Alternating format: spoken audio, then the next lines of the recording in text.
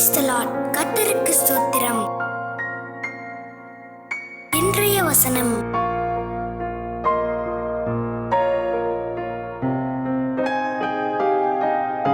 தீமோத்தேயு 5:1-6 முதிர் வயதுள்ளவனை கடிந்து கொள்ளாமல் அவனை தகப்பனை போலவும் பாலிய புருஷரை சகோதரரை போலவும் முதிர் வயதுள்ள ஸ்திரீகளை தாய்களைப் போலவும் பாலிய ஸ்திரீகளை எல்லா கற்புடன் சகோதரிகளைப் போலவும் பாவித்து புத்தி சொல்லு.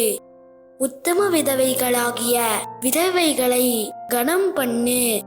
விதவையானவளுக்கு பிள்ளைகளாவது பேரன் பேத்திகளாவது இருந்தால் இவர்கள் முதலாவது தங்கள் சொந்த குடும்பத்தை தேவபக்தியாய் விசாரித்து பெற்றார் செய்த நன்மைகளுக்கு பதில் நன்மைகளை செய்ய கற்றுக்கொள்ள கடவர்கள்.